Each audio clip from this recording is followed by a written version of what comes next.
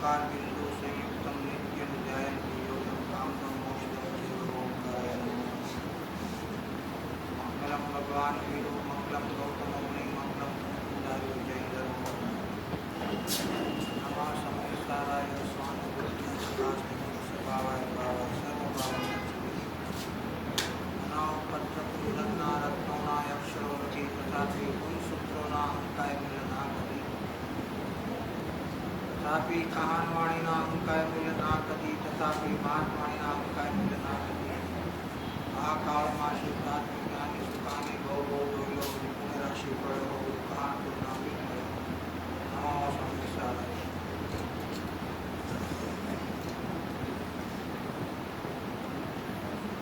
10 લક્ષણ પર્વનો છઠ્ઠો દિવસ છે.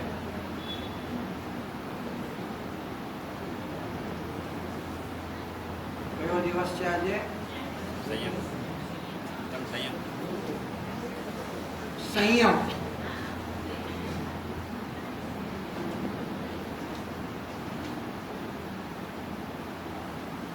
સકળ ચારિત્ર એટલે શું?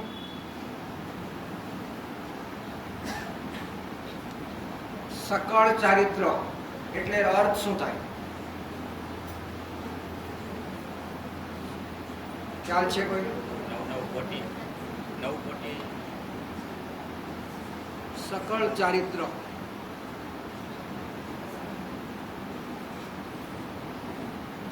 ખ્યાલ છે કોઈને? હાથ બોલો.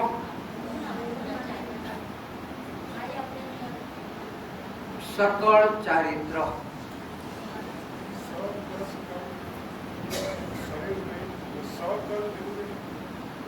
સકળ ચારિત્ર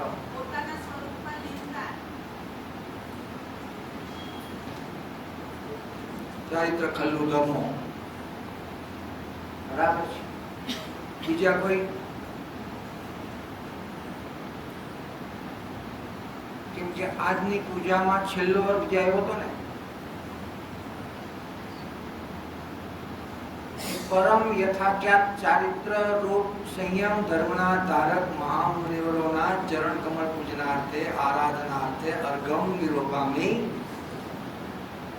જેમાં ત્રસ સ્થાવર એવા 6 કાયના જીવની પરિરક્ષણ રૂપ, 5 ઇન્દ્રિયના વિષય વર્જન રૂપ, અને ત્રીજું આવ્યું હતું પરમ પવિત્ર 5 પ્રકારના ચારિત્ર રૂપ, જેમાં છેદોપસ્થાન પર્યાય વિશુદ્ધિ, પણ છેલ્લું આવ્યું હતું યથાખ્યાત ચારિત્ર. આ બધું યાદ છે કે બધા? અમારી પૂજામાં તો બધા આ બધું યાદ રહેવું જોઈએ. બદામ ચડાવી થાળીમાં, કેટલો ઉલ્લાસ. મંડળ વિધાનમાં અનંતા મુનિરાજ બિરાજે છે. પ્રભુ આપને આવા યથાખ્યાત ચારિત્ર રૂપ ઉત્તમ સંયમ ધર્મની આરાધના અર્થે આપના ચરણ કમળમાં હું આ ફળ ચડાવું છું, અર્ઘ ચડાવું છું. અને એ ફળ ચડાવવાની પાછળની આરાધના એ છે કે મને આનું ફળ, આવું ચારિત્ર પ્રગટ થાઓ એ હું ફળ ઈચ્છું છું. આના ફળમાં મને પુણ્ય મળે અને પુણ્યમાં સ્વર્ગ મળે. પ્રભુ મારે એ કાંઈ જોતું ચડાવે છે ને. મંડળ વિધાનમાં કેટલો સુંદર સરસ મજાનો માંડલું હીરા માણેક જડિત, એમાં પૂર્ણ અર્ધની લાડુ ચડાવીએ છીએ. એક અર્થ, પ્રત્યેક એક ગુણ છે, એક અર્થ, એ મુનિનો એક ગુણ છે, એક પર્યાય છે. એક પર્યાય આપણે એક બદામ ચડાવીએ છીએ. પ્રભુ અમારે આ આરાધના કરવી, 6 કાયના જીવની રક્ષા. તમે એક વસ્તુ નોટ કરી છે કોઈ? આપણી પૂજા કરતા હતા બધું યાદ આવવું જોઈએ. ક્ષમામાં શું આવ્યું હતું? ક્ષમામાં શું આવ્યું હતું? અર્થ તો બધા આવ્યા હતા ને પૂજામાં, તો છો ને બધા. ફૂલ જગ્યા મળતી નથી દેશમાં. જગ્યા ઉત્તમ ક્ષમામાં શું આવ્યું હતું? જીવોની ક્ષમા. એમાંય આ બધા આવ્યા હતા. તમે નોટ કરો બધા. એમાંય આવ્યું હતું 2 ઇન્દ્રિય જીવ, 3 ઇન્દ્રિય જીવ, 4 ઇન્દ્રિય જીવ, 5 ઇન્દ્રિય જીવ, બધા એમાં આવ્યા હતા. સંયમમાં બધા આવ્યા. 2 ઇન્દ્રિય, 3 ઇન્દ્રિય, બે એક હરખા જ છે. ક્ષમા અને સંયમ. સમા અને સંયમ બે ખરખા જ છે.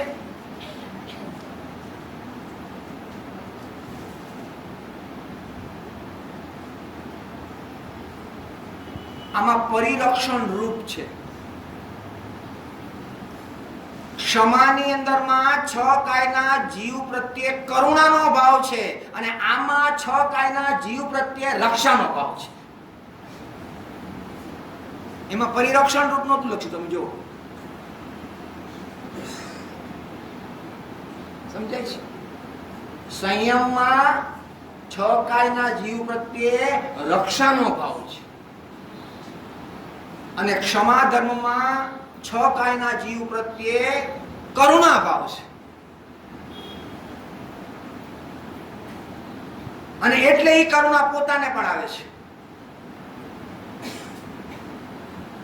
કે હું મારી કરુણા કરું, હજી મારી અપૂર્ણ દશાને પૂર્ણ કરું. અહીંયા સકળ ચારિત્ર આવ્યું, સંયમ ચારિત્ર આવ્યું, યથાખ્યાત ચારિત્રમાં આવ્યું. તો સકળ ચારિત્રના બે અર્થ થાય છે.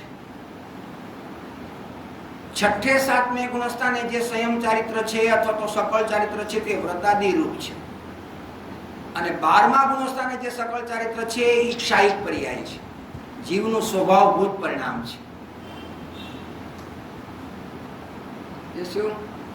બેમાં શબ્દ એક હરખા આવે, સકળ ચારિત્ર બેમાં આવે,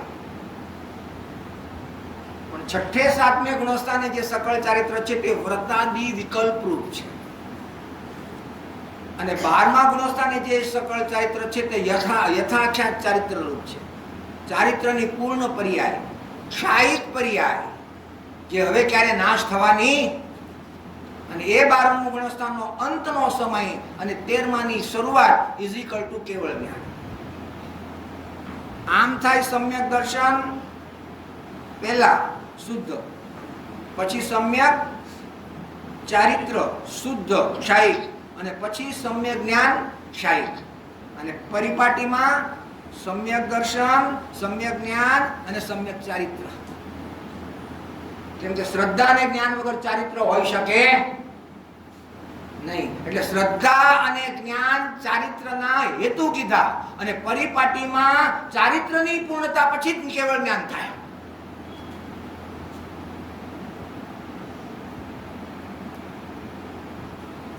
અઘરું લાગે થોડું?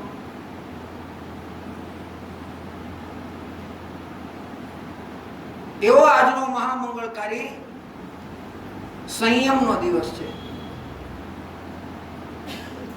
શું કે છે? 10 લક્ષણ પર્વનો આજે 6ઠ્ઠો દિવસ છે. પદ્મનંદી પંચવિંશતિ પરના ગુરુદેવના પ્રવચન છે, અત્યારે ચાલી રહ્યા છે. ચાલી રહ્યા છે. કેટલામી ચાલી આજે?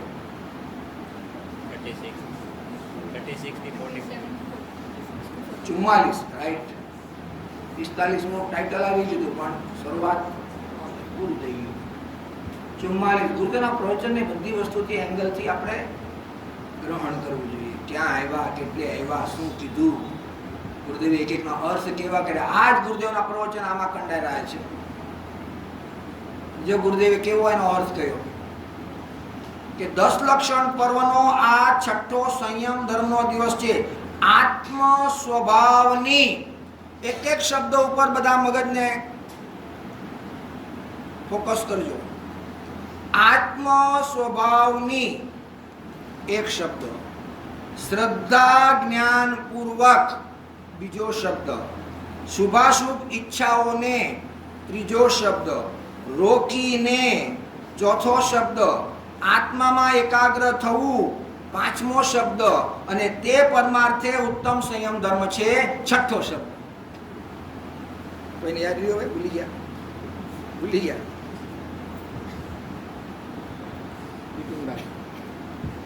શું બોલ્યો?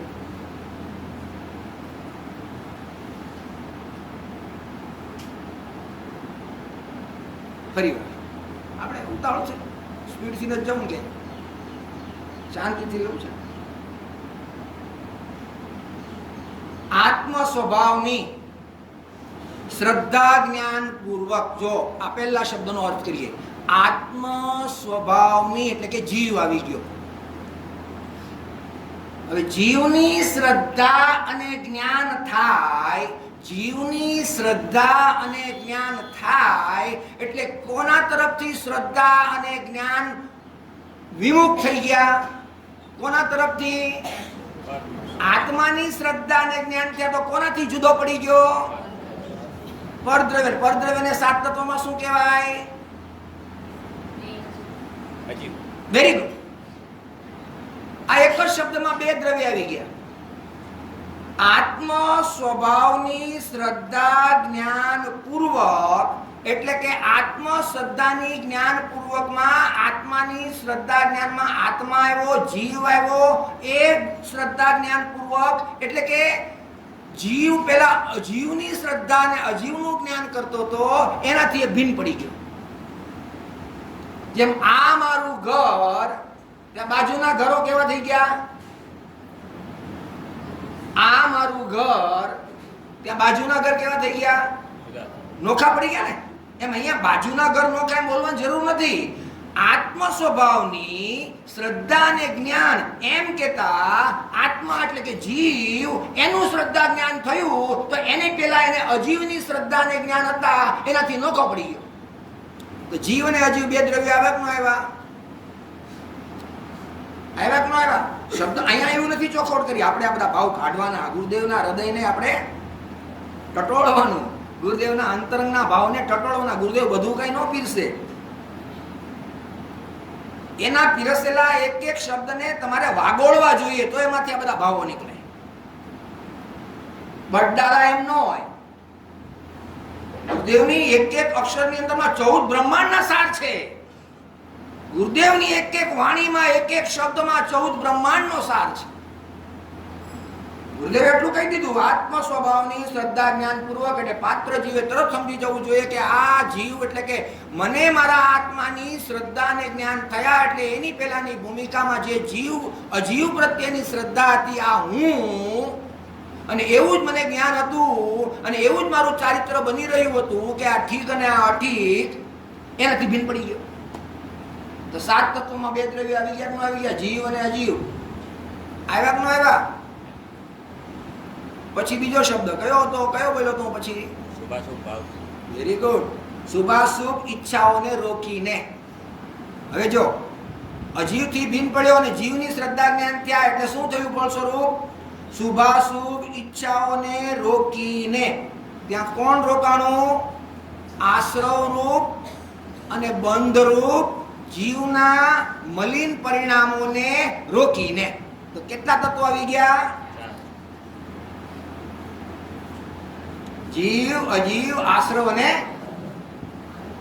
પરમાણુઓને રોકવાની વાત નથી. એ દ્રવ્ય આશ્રવ દ્રવ્ય બંધમાં જાય, એની ઉપર તારો કોઈ અધિકાર,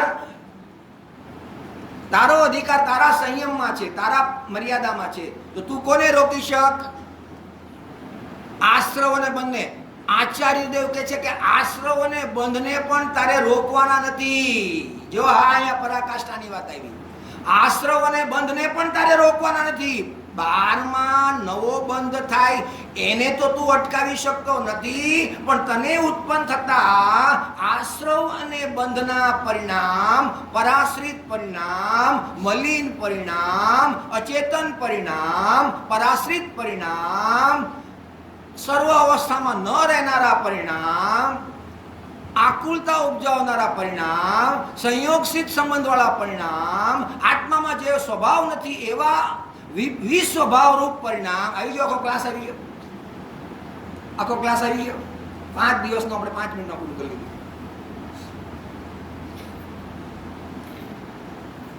સમજાય છે?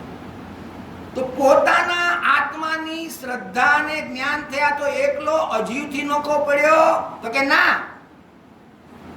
ઈ અજીવના લક્ષ્ય થતા આશ્રવ અને બંધના જે મલિન પરિણામ હતા, જે હમણાં મેં આખી લાઈન બોલી, ફરી વાર નથી બોલતો, એ બધા રોકાઈ ગયા કે નહીં?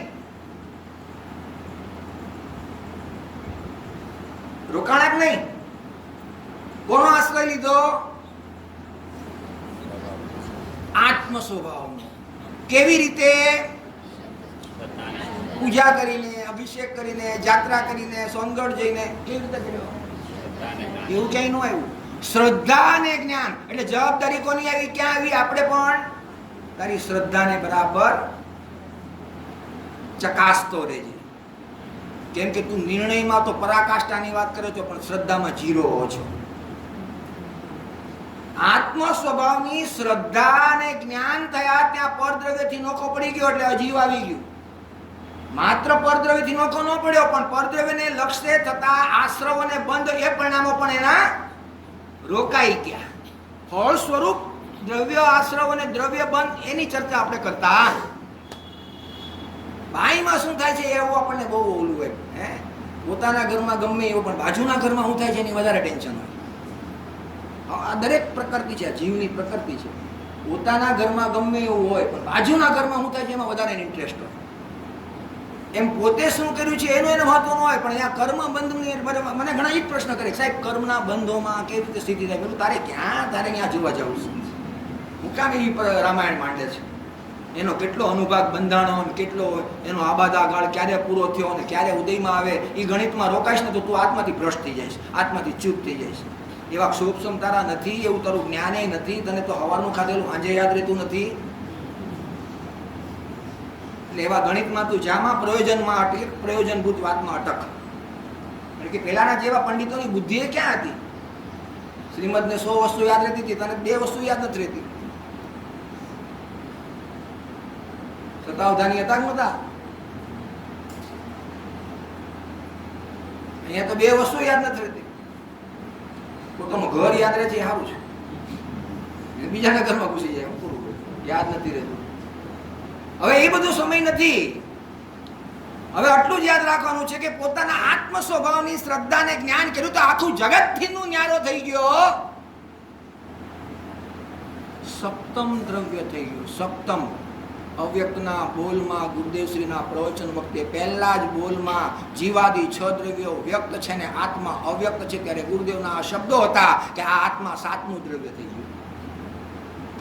કેવો થઈ ગયો?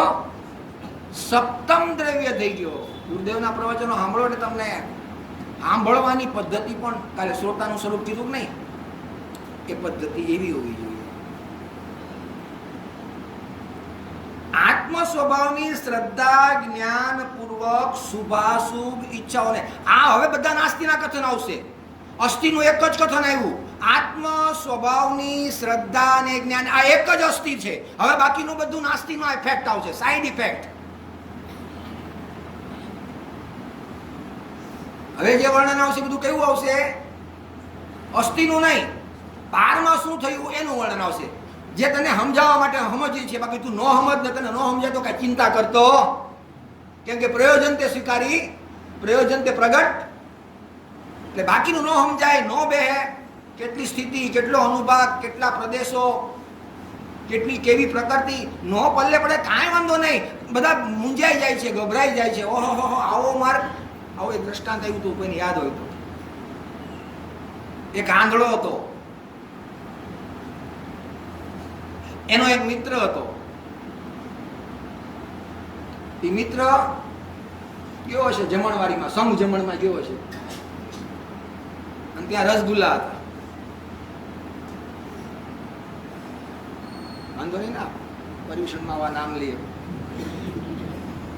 પર્યુષણમાં આવા બધા વાનગીના નામ લે તો કોઈને રાગ પ્રમાદ ન થાય, માફ કરજો. કેમ કે અત્યારે તો ત્યાગના દિવસો છે. હવે દ્રષ્ટાંત છે, હું કરું સમજાવું. રસગુલ્લા ખાઈને આવ્યો એટલે ત્યાં જઈને ઓલા મિત્રે પૂછ્યું, આંધળો, જન્મથી આંધળો, શું ખાધું? તો કે આજે તો રસગુલ્લા હતા. કારણ કે હંમેશા મોટી વાત જ થાય ને, મુખ્ય વાત થાય, રોટી દાળ ભાત શાકની વાત ન થાય. જે મેઇન હોય આઈટમ એની ચર્ચા થાય કે આજ રસગુલ્લા હતા. ઓલા તો આંધળો જન્મથી, રસગુલ્લા હું કે ગુલાબ જાંબુ મને કઈ જોયા જ નથી બિચારાએ. એટલે કે રસગુલ્લા કેવા હોય? કે રસગુલ્લા સફેદ હોય, પણ સફેદ કેવા? તો કે બગલાની પાંખ જેવા. ઓલા બિચારે કાંઈ જોયું નથી તો બગલો કેવો હોય? તો એને આમ કર્યું, આવો હોય બગલો. ઓલાએ આમ આમ કર્યું. ઓહો આટલું મોટું મારા મોઢામાં ન જાય, આટલું મોટું બગતું મારા મોઢામાં ન જાય. એટલે વિસ્તારમાં ગયો ને તો આમ થાય. હવે એવો ક્ષોભસમ નથી બિચારાનો. હવે જેને કાંઈ ખબર નથી ને તમે ક્યાં ને ક્યાંય લઈ જાઓ તો એ હાલે. એમ હવે એવી બુદ્ધિ નથી, એવો ક્ષોભસમ નથી, એને ક્યાં ને ક્યાંય લઈ જાઓ હાલે. અરે ગુરુદેવે સીધું માખણ પીરસ્યું છે, એને ગ્રહણ કરને. અરે હજી ક્યાં જવું છે? આની સ્થિતિ શું અને આનો અનુભાગ શું અને આનો ઉદયકાળ ક્યારે ને કેટલા ટકા ઉદયકાળ ને કેટલા ટકા એમાં એકત્વપૂર્ણ. અરે પ્રભુ તારો ઉપયોગ નથી, તારી યોગ્યતા નથી, તારો ક્ષોભસમ નથી, તારી બુદ્ધિ નથી. તારી બુદ્ધિ અગર એટલી કામ કરે કે આ જ્ઞાયક તે હું ઘણું કામ થઈ ગયું. બાળપોથીનો પહેલો પાઠ જ પરાકાષ્ઠાનો છે. હું જીવ છું, મારામાં જ્ઞાન છે, હું જ્ઞાનથી તારું ભેદ જ્ઞાન થઈ જાય. સાંભળજો શાંતિથી. શું કીધું?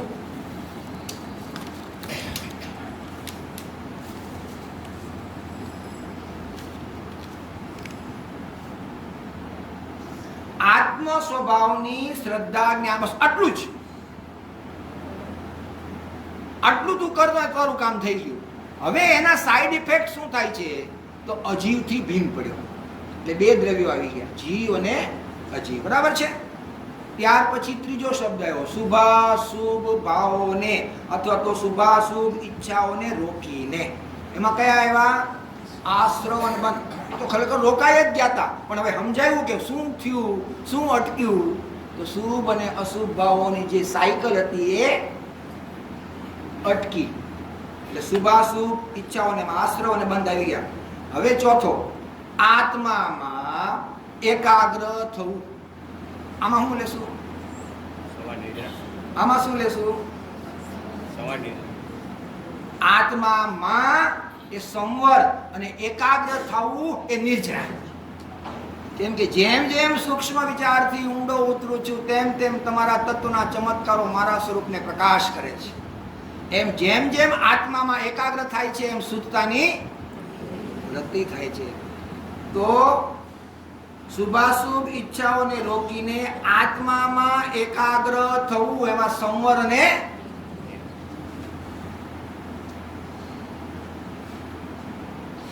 તે. હવે આખો છેલ્લો સરવાળો, તે પરમાર્થે ઉત્તમ સંયમ છે. એટલે કે તે પરમાર્થે મોક્ષ પ્રાપ્તિનો સાતમું તત્વ આવી ગયું. સાતે તત્વ આવી ગયા કે ન આવી ગયા? એક બાકી રહ્યા. અહીંયા તો એટલું જ લખ્યું છે ગુરુદેવની વાણીમાં, આત્મ સ્વભાવની શ્રદ્ધા જ્ઞાનપૂર્વક શુભાશુભ ઈચ્છાઓને રોકીને આત્મામાં એકાગ્ર થવું તે પરમાર્થે ઉત્તમ સંયમ ધર્મ છે.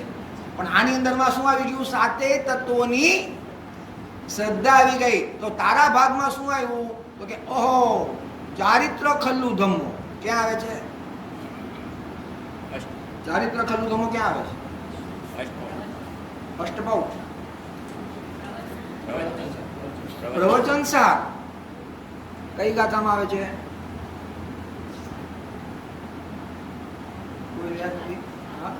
સાતમી.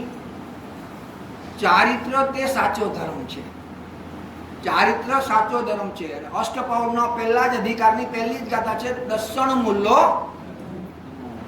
ધર્મનું મૂળ સમ્યક દર્શન છે. અને પ્રવચન સારમાં કીધું ચારિત્ર ખલ્લું ધમ. આપણે કયું ચારિત્ર? સ્વરૂપ પ્રમાણતા રૂપ, એકાગ્રતા રૂપ.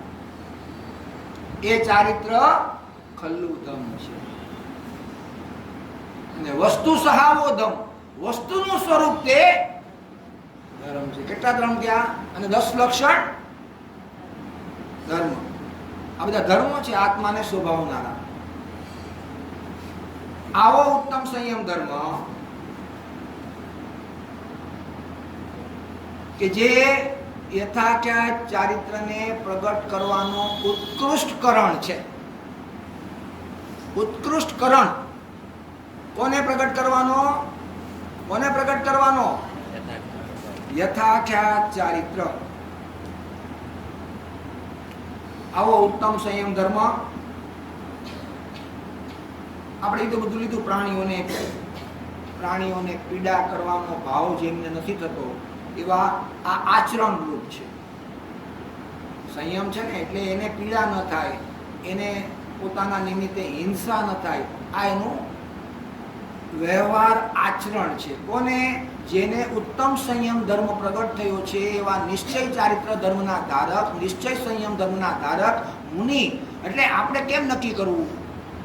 તો આપણે એમ નોટ કરીએ કે જો મુનિ બે હાથ જમીન જોઈને ચાલે છે તો એના ક્ષમા ધર્મ અને સંયમ ધર્મ પ્રસિદ્ધ થાય છે. ગમે તેટલી પ્રશંસા થાય તો પણ મુનિ પોતાના જ્ઞાતા સ્વરૂપમાં લીન છે તો એની પરથી નક્કી થાય છે કે મુનિ ઉત્તમ માર્ગદર્શક ધર્મધારી છે. એવો કોઈ પ્રસંગ આવે તો એ મુનિ પોતાના ગુરુ પાસે જઈને ક્ષમા માગે, એનો દંડ માગે, મને કોઈ પનિશમેન્ટ આપો, અને એ હોંશે હોંશે સ્વીકારે ત્યારે અંતરથી આપણને એમ થાય કે આ મુનિનો આર્જવ ધર્મ છે.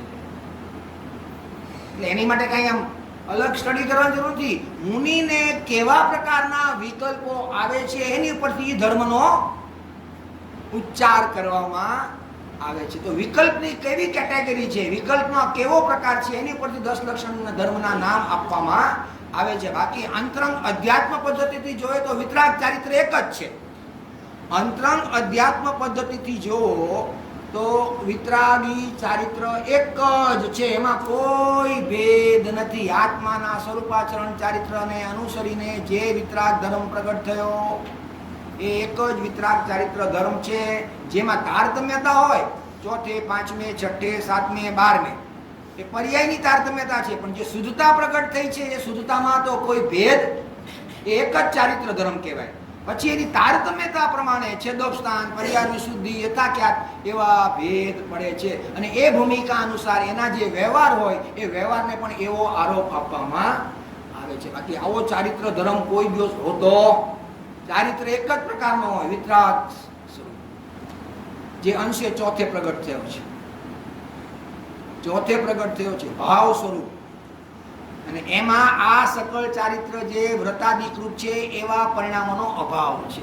માટે ભાવને આપણે લીધું તો ને બીજે દિવસે, ભાવને કોનો અભાવ છે? જે શુદ્ધતા ચોથે ગુણસ્થાને પ્રગટી, એમાં વ્રતાદિકૃત વિકલ્પો જે છે એનો અભાવ છે. તો એ અભાવ સ્વભાવરૂપ શુદ્ધતા પ્રગટ થઈ છે ચોથે ગુણસ્થાને, એ અભાવનું સામર્થ્ય આવ્યું, અને એ ચોથાનો અભાવ થશે અને પાંચમાના ગુણસ્થાનની અથવા તો છઠ્ઠા સાતમાની ભૂમિકા, અને એને ઓળંગીને 12મું ગુણસ્થાન આવશે. તો વર્તમાનમાં જે ચોથા ગુણસ્થાનની શુદ્ધતા છે ભાવરૂપ, એનો શું થશે? અભાવ થશે.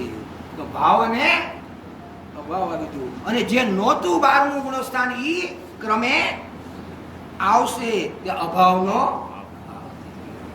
અને જે ચોથા ગુણસ્થાને શુદ્ધતા ચારિત્રની પ્રગતિ, એ ભાવ હવે ક્યારે મટવાનો, ક્યારે જવાનો, ક્યારે ક્ષય થવાનો? માટે ભાવ ભાવ ભાવ. અને એમાં બહારના વિકલ્પોનો, નિમિત્તનો, અપૂર્ણતાનો એ અભાવ જે છે એ કાયમ કેવો રહેવાનો? અભાવ અભાવ. આવી ગયા ચારિત્ર ગુણની એક સમયની પર્યાયમાં ભાવ અભાવ, ભાવ અભાવ, અભાવ ભાવ, ભાવ ભાવ, અભાવ અભાવ આવી ગયું. બધું નથી આવ્યું? ભૂલી જાવ તો કઈ વાંધો નહીં, પણ એટલું તો યાદ રાખવું કે જે મને આ આત્માનો આશ્રય કર્યો છે તો પરિણામ હોય ને હોય, નિર્મળતા થાય ને થાય.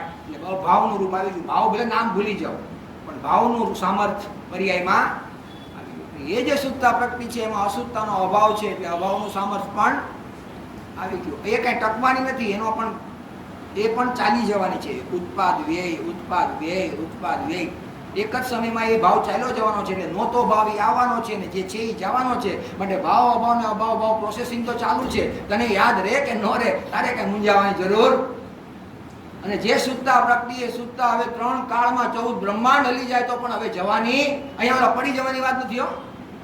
ગુરુદેવ શક્તિમાં વારંવાર બોલ્યા છે, અહીંયા પડી જાયની ફાલતુ વાત નહીં કરવાની. ગુરુદેવ આમ જ બોલ્યા છે, પડી જાયની વાત નહીં કરવાની.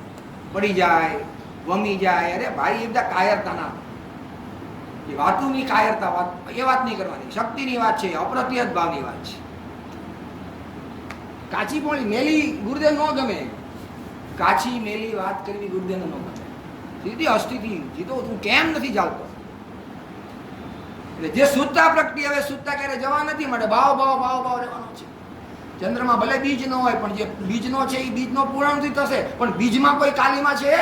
બીજના ચંદ્રમાં કોઈ કાલીમાં છે? એ શુદ્ધતા હવે ક્યાં સુધી રહેવાની? સાદી અનંતકાળ પૂરણ થઈ જશે યથા કે ચારિત્ર. એ ભાવ ભાવ ને અભાવ ભાવ ભાવ સાદી અનંતકાળ રહેવાના. કેટલા કાળ? કેટલા કાળ રહેવાના? ચોથા ગુણસ્થાને સ્વરૂપાચરણ ચારિત્ર અંશે પ્રગટ થયું એ સાદી અનંતકાળ રહેવાનું.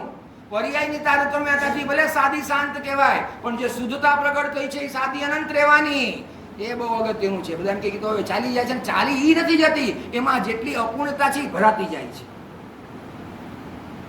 એ જે પ્રગતિ નથી ચાલી જવાની, એમાં જે અપૂર્ણતા હતી ને એ ખાડો ભરાતો જાય છે ને આખો ચંદ્રમાં પૂરણ પૂનમના દિવસે થઈ જવાનું છે. પણ જે શુદ્ધતા પ્રગતિ એનો ભાવ ભાવ ભાવ સાદી અનંત રહેવાનો. કો કેમ કે સ્વરૂપાચરણ ચારિત્ર 7 ને હોય, અરે ચોથે. આવો મહામંગળકારી ઉત્તમ સંયમ ધર્મ આપણને અનુકૂળતાએ પ્રગટ થાવ. ક્યારે? ક્યારે? કેટલી ભાવનાની પવિત્રતા કેટલી હોવી જોઈએ, ભાવનાની ઉગ્ર ભાવના હોવી જોઈએ. થાય કે ન થાય, ક્યારે થાય એવો વિકલ્પ નહીં કરવાનો, પણ ભાવનામાં તો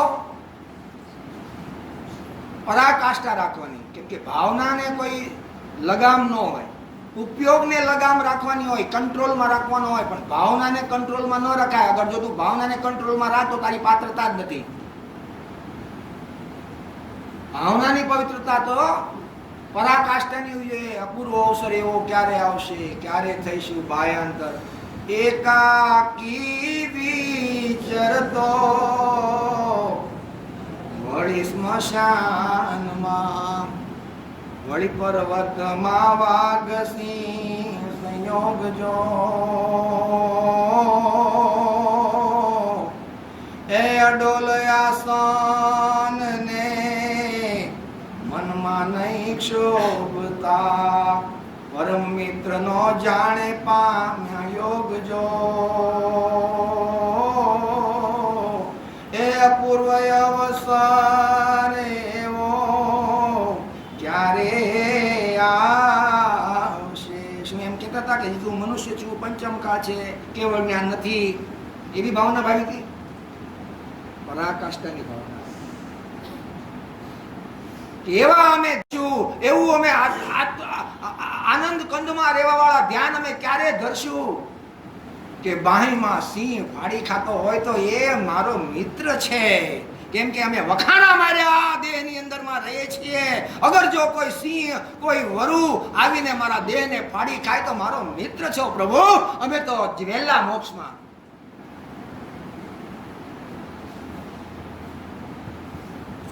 કેટલી ઉત્કૃષ્ટ ભાવના.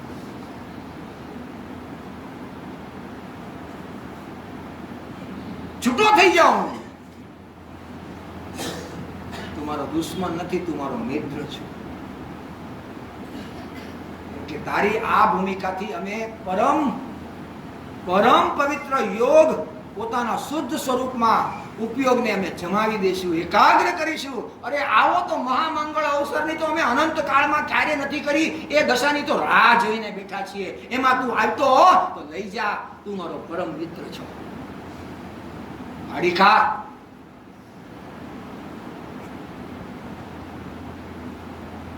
ગજબ ભૂમિકા, ગજબ.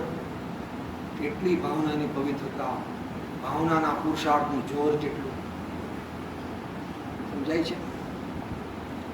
એવો આ સંયમ ધર્મ. આજે કેટલા વાગ્યા સુધી છે? 10:15, 10:30. હવે આપણો મૂળ શાસ્ત્ર આવશે અહીંયા. ભૂમિકા તો બંધાઈ ગઈ છે, બધાને ખ્યાલ છે કે રિપીટ નથી કરવું ને હવે તો પછી આપણે મારે લગભગ આવતા પર્યુષણ સુધી રોકાવું પડે. પછી એમ થાય કે ભાઈ હવે આટલું બધું હોય, અમારે ક્યાં સુધી બેવું આગળ? દહથી તો વ્યાજબી છે, ધંધા પાણી કરવા ન કરવા. તો આગળ વધવું જોઈએ ને. ભૂમિકા તો બાંધી લીધી છે આપણે. હવે મંગલાચરણ છે. કોણ છે મંગલાચરણ? પહેલું માંગલિક કોનું છે? પંડિત ટોડરમલ સાહેબનું. પંડિત ટોડરમલજી કેવા હતા? તાર્કિક બુદ્ધિ વાળા હતા, વિચિક્ષણ બુદ્ધિ હતા.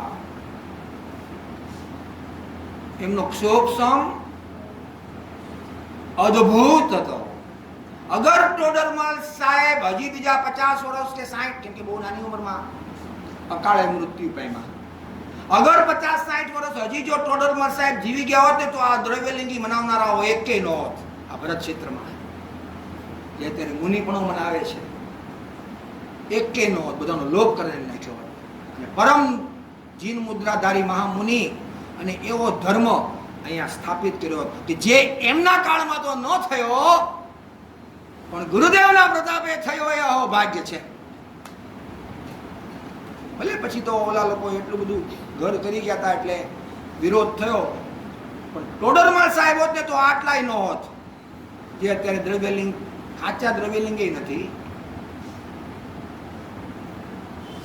પણ એવા દ્રવ્યલિંગી પણ અત્યારે હોત, શુદ્ધ હોત તો શુદ્ધ ભાવલિંગી, પણ અત્યારે તો એવા દેખાતા નથી. તો આ જે મનાવે છે એ બધો પાખંડને કાઢી નાખ્યું હોત. પણ ટોડરમલ સાહેબ અકાળે મૃત્યુ પામ્યા. અને જો ગુરુદેવ થોડાક વહેલા થયા હોત, જો ગુરુદેવ થોડાક વહેલા જન્મ્યા હોત તો આ ભરત ક્ષેત્રમાં દિગંબર જૈન ધર્મ સિવાય બીજા એકેય ધર્મ ન હોત. આ વાત એ બરાબર સમજવા જેવી છે. ભલે ગુરુદેવ આપણા અહોભાગ્ય, પણ અગર ટોડરમલ સાહેબના કાળમાં ગુરુદેવનો જન્મ થયો હોત ને તો આ ભરત ક્ષેત્રમાં દિગંબર જૈન ધર્મ સિવાય એકેય ધર્મ ન હોત. એવી એમના શ્રુતની લબ્ધિ હતી. કરોડો જીવો ગુરુદેવની સભામાં શુદ્ધ આમનાઈનો ધર્મ સ્વીકારતને પોતાના પાખંડને છોડી દે. આ સ્થાનકવાસી શ્વેતાંબર જે કોઈ એકેય સંપ્રદાય નો એક જ, પણ હવે જે ક્રમ હતું એ ક્રમ પ્રમાણે ટોડરમલજી સાહેબ હોત તો આ બધા મુનિપંથીઓ મનાવનારાઓ ન હોત અને માનનારા ન હોત. અને ગુરુદેવ વહેલા થયા હોત તો અહીંયા એકલો દિગંબર જૈન ધર્મ હોત. આ બી વિશિષ્ટ શ્રુત જ્ઞાન ધરવા ભરત ક્ષેત્રમાં થઈ ગયા. વિશિષ્ટ શ્રુત જ્ઞાન ધરો, અને જેના માટે માતાજીએ કીધા હતા કે ગુરુદેવને શ્રુતની લબ્ધિ છે. શ્રુતની લબ્ધિ એટલે શું? એટલે શું કે એની વાણી સાંભળતા ભલભલાના વિરોધો શાંત થઈ જાય. કોઈ બાંધવા આવ્યો હોય તો ક્ષમા યાચનામાં ભાવ આવી જાય. કોઈ વિરોધ કરવા આવ્યો હોય તો એના બધા પ્રશ્નોનું સમાધાન થઈ જાય. એને શ્રુતની લબ્ધિ કહેવાય. અને પાત્ર જીવને હોહરવટ કાળ જે ઉતરી જાય એને શ્રુતની લબ્ધિ કહેવાય. એવા પંડિત ટોડરમલ સાહેબ ભાવાર્થ 1 થી 4 મંગલાચરણ છે. પછી અમૃતચંદ્રાચાર્યનું માંગલિક છે. તો જો જે પરમ પુરુષ છે કે નહીં, બધાની પાસે લખેલું છે એમાં, જે પરમ પુરુષ નિજ સ્વરૂપ સાધીને શુદ્ધ ગુણ સમૂહરૂપે થયા તે સુખ કંદ આનંદ સ્વરૂપ શ્રી અમૃતચંદ્ર આચાર્ય દેવને વંદું છું.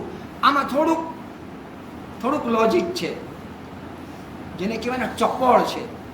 ટોડરમલ સાહેબ કેટલા ચપળ એટલે હોશિયાર, જેના એક શબ્દમાં કેટલાય બધા બાણ, જેમ કહેવાય છે ને બાણ એક છે ને તીર કેટલા બધા છૂટ્યા, કહેવત છે ને પેલા બાણ એક છૂટ્યું, તીર કામઠું એક જ છે, પણ એમાંથી બાણ કેટલા બધા છોડ્યા, કેટલા બધા નિશાનાઓ એમને લઈ લીધા. આટલા એવા વંદનમાં કેવી રીતે કે જે પરમ પુરુષ ખરેખર તો અમૃતચંદ્ર આચાર્ય દેવની મૂળ સૂત્ર કરતા, મૂળ ગ્રંથ કરતા અમૃતચંદ્ર આચાર્ય દેવની એ પુરુષાર્થ સિદ્ધિ ઉપાયની ટીકા કરવાનો, એમની ભાષા વચનિકાનો અનુવાદ કરવાનો ભાવ થયો. એટલે વંદન કરવાનો ભાવ તો ખરેખર અમૃતચંદ્ર આચાર્ય દેવનો થયો, કેમ કે મારા ગુરુ છે ને. આ પહેલું એનું ચપળતા. કોને નમન કર્યા એમણે? કેમ? એનાથી વિશિષ્ટ તો કોણ આચાર્ય દેવ હતા? હંમેશા એક વસ્તુ ધ્યાન રાખવાનું, જેનો પ્રત્યક્ષ ઉપકાર હોય, જેના ગુણોનું સ્તવન કરતા હોય ને, એ મારા માટે ઉત્કૃષ્ટ થઈ જાય. એ વખતે હવે સોગાણીજીએ શું કીધું? અનંત તીર્થંકરો સે બઢકર મેરે લીએ કોણ હે? કેમ કેમ એમ કીધું? કેમ તીર્થંકરો શું એને ગુરુદેવનો ઉત્કૃષ્ટ માન્યા હતા? અસાધના નથી એમાં, એના પોતાના સ્વયં માટેની આ ભાવનાની વાત છે. તો એને શું વિચાર્યું કે અનંત તીર્થંકરો તો અત્યારે મારા માટે પરોક્ષ છે, પણ પ્રત્યક્ષ મારા સમ્યક દર્શનમાં જો કોઈ નિમિત્ત હોય તો એ ગુરુદેવ છે. એટલે એની ભાવનામાં જો ક્યાંય પણ ખામી નથી, અર્પણતામાં ખામી નથી, ભક્તિમાં ખામી નથી. એને શું કીધું? અનંત તીર્થંકરો સે બઢકર મેરે લીએ ગુરુ હે. એ વસ્તુ ખોટી નથી, બરાબર છે. અત્યારે મારા ગુરુ તો કોણ છે? કે જેના પ્રતાપે મને સમ્યક થયું, તો મારા માટે ગુરુદેવ છે, ઉત્કૃષ્ટ ગુરુદેવ છે.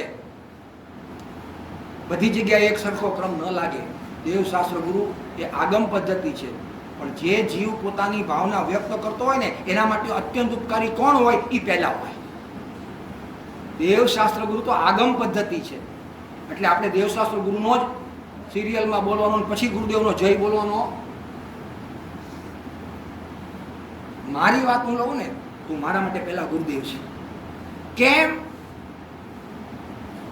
આત્મા શબ્દ બોલતા શીખવાડ્યો હોય તો મને મારા ગુરુએ. આ જો પ્રત્યેક વ્યક્તિગત ભાવનાની વાત ચાલે છે. અહીંયા આગમમાં જે દેવશાસ્ત્ર ગુરુનું વંદન છે ને એ એક આગમ પદ્ધતિ છે. એમ જ હોય, પેલા દેવ, પછી શાસ્ત્ર અને પછી ગુરુ. પણ વ્યક્તિગત જ્યારે આજે તમે, તો તમારા માટે આ ભાવમાં આત્મા બોલતા કોણે શીખડાવ્યો? તો મારા માટે સૌથી અધિક કોણ છે? આ કોઈ એમ સમજે અસાધના નથી, આ ભક્તિ છે. આ ભક્તિનો એક પ્રકાર છે, સમજાય છે? અને એના માટે સોગાણીજીનો દાખલો છે. કેવો ભાવ આવ્યો એમને કે મેરે લીએ અનંત તીર્થંકરો સે બઢકર મેરે ગુરુ હે. ત્યાં તીર્થંકરોની અસાધના નથી, પણ પોતાને જે ઉપાદાન જાગૃત થયું છે ને એ ઉપાદાનમાં ઉત્કૃષ્ટ અનુકૂળ નિમિત્ત જે હોય ને એના પ્રત્યેનો અહોભાવ છે. ઉપાદાન, નિજ ઉપાદાન સમ્યક દર્શન રૂપી કાર્ય, અને એ વખતે અનુકૂળ નિમિત્ત જે હોય ને એનો ઉપકાર માને માને અને માને. અનંત ઉપકાર એનો કહેવાય, કેમ કે અનુકૂળ સામગ્રી એ છે. એ વખતે અનંત તીર્થંકર એ સાક્ષી રૂપે હતા, પણ પ્રત્યક્ષ ઉપકારી ગુરુ જેના ફળસ્વરૂપ મને અહીંયા ઉપાદાન જાગૃત થયું સમ્યક દર્શનનું. ઘડો થાય ને ત્યારે જે કુંભારે બનાવ્યો હોય ને એને શાબાશી અપાય. બાજુમાં હજી એક કુંભાર ઉભો હોય એને શાબાશી ન અપાય. સમજવા જેવું છો ભાઈ. ઘડો થાય, બિપિનભાઈ, ઘડો થાય ત્યારે જેને બનાવ્યો હોય એને શાબાશી દેવાય. બાજુમાં કોઈ કુંભાર બીજો ઉભો હોય એનાથી પણ ઉત્કૃષ્ટ આર્ટિસ્ટ. ભાવનાની કચાશ નહીં રાખતા. જેણે આ માર્ગ બતાવ્યો છે એ માર્ગદાતાની તરફ એક પણ જાતનો ભેદ કરશો ને તો પરિપાટીથી બહાર નીકળી જશો. મારા માટે ગુરુ મારો સર્વસ્વ છે. ખોટું મંગલાચરણ છે. મંગલમ ભગવાન વીરો, મંગલમ ગૌતમ મોંગણી, મંગલમ કુંદ કુંદારીઓ. 2000 વર્ષમાં ત્રીજા સ્થાને કુંદ આચાર્ય દેવને પૂછ્યા.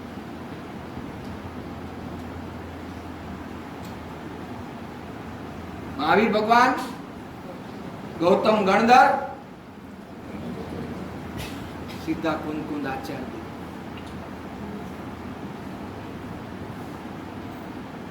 હા, પછી ભવિષ્યમાં કોઈ બીજા વિશિષ્ટ જ્ઞાનધરોનો તમને સમાગમ થાય તો તમારા માટે એ ઉપકારી છે. પણ અત્યારે વર્તમાનમાં મને અને તમને આત્મા બોલતા શીખવાડ્યો હોય તો એ મારા ગુરુના પ્રતાપ છે. સમજાય છે? અને અહીંયા એનો દાખલો છે. આ પુરુષાર્થ સિદ્ધિ ઉપાયમાં દાખલો છે. પર વંદન કરે છે ટોડરમલ સાહેબ અમૃતચંદ્ર આચાર્ય દેવને. નહીં તો પેલા દેવને નમન કરવાનું હોય, પણ અહીંયા કોને નમન કરે છે? અમૃતચંદ્ર આચાર્ય દેવને. પણ એની કુશળતા જો, એની વિચારધારા જો, એની એક જ તીરમાં કેટલા બધા બાણ. એને નમન કર્યા પરમ પુરુષને, દેવને. એમાં બધા દેવો આવી ગયા. એને પ્રથમ નમન કર્યા. એટલે જે આગમ પદ્ધતિ છે એમાં એને કાંઈ પોતાના ઘરનું ન નાખ્યું. એને નિયમથી પેલા દેવને નમન કર્યા. સાંભળજો. પછી નિજ સ્વરૂપ સાધીને, એટલે કે જે પરમ પુરુષ નિજ સ્વરૂપ સાધીને શુદ્ધ ગુણ સમૂહ રૂપે થયા થયા એટલે કે જેને હું જે દેવને અત્યારે આ મંગલાચરણમાં નમન કરું છું, જે અનંત તીર્થંકરોને હું આ મંગલાચરણમાં નમન કરું છું, એની સાથે સાથે હું એ વિધિને, એ ઉપાયને પણ નમન કરું છું. કયા ઉપાયને? કે જે નિજ સ્વરૂપ સાધીને શુદ્ધ ગુણ સમૂહ રૂપે થયા એટલે કે પોતાના શુદ્ધાત્માનું અવલંબન લઈને સમ્યક દર્શન, જ્ઞાન અને ચારિત્રના ઉપાય દ્વારા એ અર્યંત પદને, તીર્થંકર પદને પ્રાપ્ત થયા. તો દેવને નમન આવ્યું અને એ દેવ કેવી રીતે થયા એ વિધિને પણ નમન કર્યા. અને આવી જ રીતે આવા સુખકંદ આનંદ સ્વરૂપી કે જે અમૃતચંદ્ર આચાર્ય પરિણમે છે અને પરિણમવાના છે, એને હું નમન કરું. ગુરુને સાથે લઈ લીધા, દેવની અંદરમાં ગુરુને લઈ લીધા. દેવને નમન કર્યું, નિજ સ્વરૂપ સાધીને, છે લખેલું છે કે નહીં? નિજ સ્વરૂપ સાધીને જે પરમ પુરુષ નિજ ગુણ સ્વરૂપ, નિજ સ્વરૂપ સાધીને એટલે શું? નિજ સ્વરૂપ કેવી રીતે એ દેવ થયા? પરમ પુરુષ કેવી રીતે થયા? કયા સમય શિખરની કેટલી વાર યાત્રા કરીને થયા? નહીં, એમ નહીં આવે. ગિરનારની કેટલી વાર યાત્રા? નહીં આવે.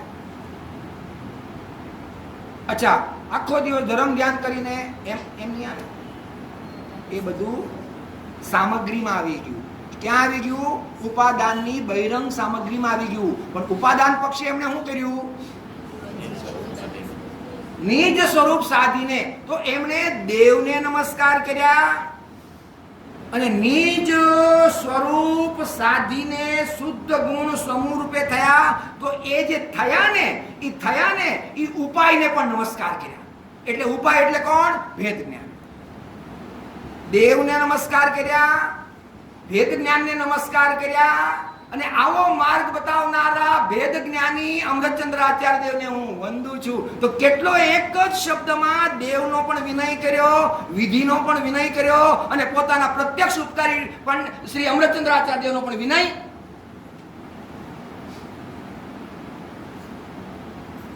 આમાં લખેલું છે કે નહીં કે હું મારું કે ઘરનું કહું છું? આ જ અર્થ થાય કે ન થાય? આનો અર્થ આવો થાય કે કંઈક બીજો થાય? જે પરમ પુરુષ એટલે કોણ?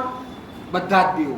દેવો એટલે અહીંયા કોઈ સૌધર્મેન્દ્ર નહીં લેવાના, તીર્થંકરો, સિદ્ધો, જે કેવું હોય, પરમાત્મા. બરાબર છે? એનો અર્થ કર્યો તો ને આપણે પરમ પુરુષ અને પુરુષ. પાછળના પાનાનો આધાર આપ્યો તો નહીં? પરમ પુરુષ અને પુરુષ. પુરુષ એટલે આત્મા ને પરમ પુરુષ એટલે પરમાત્મા. પાછળ અર્થ કર્યો તો ને આપણે? આ પુરુષ એટલે આત્મા અને પરમ પુરુષ એટલે પરમાત્મા. તો પરમાત્મા લઈ લેવાના, પછી સિદ્ધ લ્યો કે અરિહંત લ્યો. જે પરમ પુરુષ, જે એટલે બીજા કોઈ પરમ પુરુષ કે જે ભેદ જ્ઞાન વગર રખડપટ્ટી કરે છે અને બધામાં પોતાનું દેવપણું મનાવે છે, પૂજનીયપણું મનાવે છે, એ નહીં. અહીંયા જે પરમ પુરુષ પણ કેવી રીતે? તો કે નિજ સ્વરૂપ સાધીને શુદ્ધ ગુણ સમૂહ રૂપે થયા. થયા એટલે મતલબ શું આવ્યું? કેવી રીતે થયા? તો કે નિજ સ્વરૂપ સાધીને. તો નિજ સ્વરૂપ સાધીને એટલે શું? તો કે પોતાની પ્રગટ પર્યાયમાં જ્ઞાયકને મુખ્ય કરીને, ઉર્ધ્વ કરીને. એનો અર્થ એમ થયો કે ભેદ જ્ઞાન કરીને. એનો અર્થ એમ થયો કે સમ્યક દર્શન, જ્ઞાન અને ચારિત્ર પૂર્વક. આ થાય ને અર્થ? સમ્યક દર્શન, જ્ઞાન, ચારિત્ર કયો કે ભેદ જ્ઞાન કયો કે પોતાના શુદ્ધ સ્વરૂપને સાધીને કયો. આ કઈ છે? થયા. થયા એનો મતલબ કેવી રીતે થયા? આ વિધિથી થયા. તો સમજનારે સમજી જવાનું કે મારે પણ જો થવું હોય તો મારે ભેદ જ્ઞાન કરવું પડશે, બાકી કોઈ પણ જળની ક્રિયા હું કરીશ તો થવાશે. એટલે આપણને પણ સાવધાન કરી દીધા. કે તારે પણ તું અહીંયા સાંભળવા બેઠો અને તું શ્રોતા તરીકે આ આગમનો સ્વાધ્યાય કરતો હો, તો તારે પણ જો આ શબ્દ સાંભળવો હોય ને થયાનો અર્થ કરવો હોય તો તારે પણ આમ જ કરવું પડશે. કેમ કે પંડિત ટોડરમલ સાહેબ કહે છે કે હું પણ આમ જ કરવાનો છું અને આવું જેને કર્યું છે એવા અમૃતચંદ્ર આચાર્ય દેવને હું બેસે છે કે નહીં? દોઢ જ લાઈન છે, પણ કેટલી પરાકાષ્ઠાની વાત. દોઢ જ લાઈન. 5 મિનિટ છે ને બાકી, દોઢ જ લાઈન. દેવના નમસ્કાર, ઉપાયને નમસ્કાર,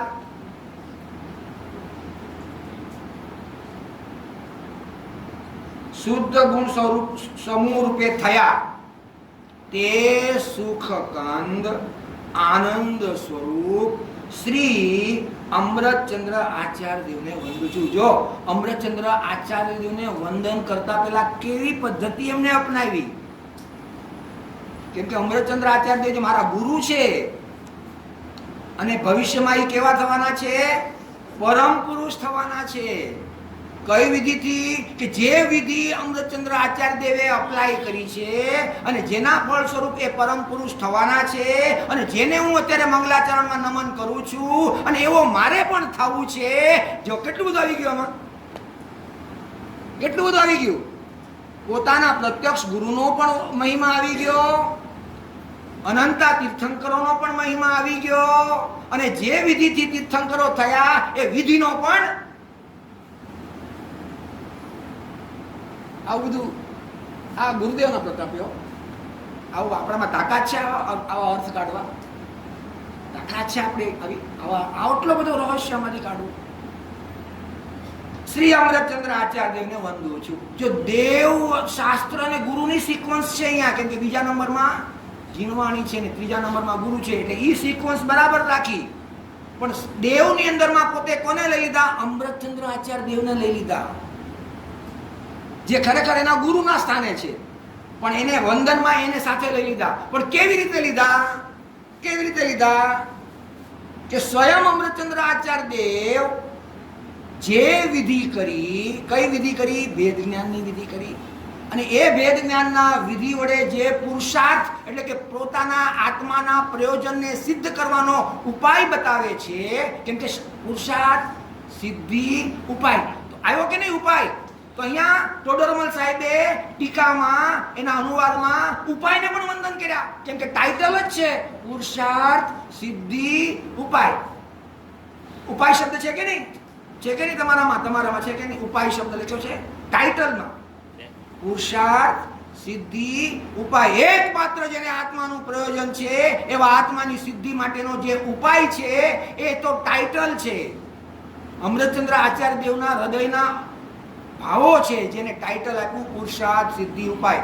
તો ટોડરમલ સાહેબે એવા પુરુષાર્થ સિદ્ધિ ઉપાયને સફળ કરીને જે પરમપદને પ્રાપ્ત થયા છે એને નમન કર્યા અને જે સિદ્ધિના ઉપાયો બતાવ્યા છે, જે વિધિ બતાવી છે એને નમન કર્યા અને એવી સિદ્ધિના ઉપાયને બતાવનારા અમૃતચંદ્ર આચાર્ય દેવને પણ નમન.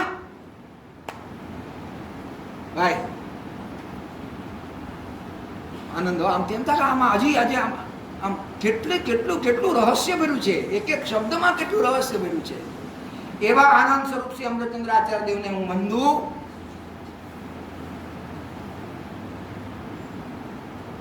અને સમયસરમાં કુંતુંદાચાર્ય દેવે કેવું કર્યું?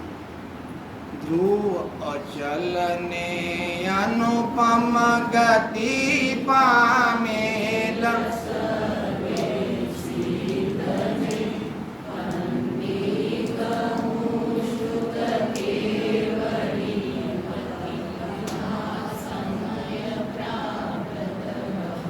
કોને નમન કર્યા? કુંતુંદાચાર્ય દેવે સર્વસિદ્ધને. સર્વસિદ્ધને કોઈ પ્રશ્ન કરે તો અમૃતચંદ્ર આચાર્ય દેવે કેમ એનો અલગ ચીલો પાડ્યો? કદાચ ચીલો તે પાડ્યો અલગ. બે ભાઈઓ રહેતા હોય ને બીજું રસોડું થાય એટલે શું કે બે નોખા થયા, નવો ચીલો પાડ્યો એમ? અહીંયા એમ નથી. તમારું, મારું, વક્તાનું અને શ્રોતાનું યથાર્થ સ્વરૂપ કેવું છે? યથાર્થ સ્વરૂપ કેવું છે? સિદ્ધ સ્વરૂપ છે. મારું, તમારું, ગુરુદેવનું, આ લખનારનું, ઉપદેશ દેનારનું અને સર્વજ્ઞ દેવનું, તીર્થંકર કેવળી સિમંદર ભગવાનનું, એનું વાસ્તવિક પરમાર્થ સ્વરૂપ કેવું છે? સિદ્ધ છે. હવે તમે શેના અર્થી છો? એ સિદ્ધ દશાના વ્યક્ત કરવાના. હું શેનો અર્થી છું? એ સિદ્ધ દશાનો વ્યક્ત કરવાનો. આ શાસ્ત્ર રત્નાર કુંદકુંદ આચાર્ય દેવ શેના અર્થી છે? સિદ્ધ દશાને વ્યક્ત કરવાની. અને અમૃતચંદ્ર આચાર્ય દેવ શેના અર્થી છે? એ સિદ્ધ દશાને વ્યક્ત કરનારી. અસંખ્ય વક્તાઓ અને શ્રોતાઓ શેના અર્થી છે? સિદ્ધ દશાને વ્યક્ત કરનારી. અને સાક્ષાત સિદ્ધ કેવા છે? વ્યક્ત થયેલા છે. તો જેને જે થવું હોય એ એને વંદન. ડોક્ટર થવું હોય તો એન્જિનિયર કોલેજમાં જાય. કેમ દાંત કાઢવાનું ન ચાલે? ડોક્ટર થવું હોય તો ક્યાં જવું? કઈ કોલેજમાં પૈસા કર્યા હતા? Engineering college. ન ચાલે. મેડિકલમાં ભરવું પડે. સમજાય છે?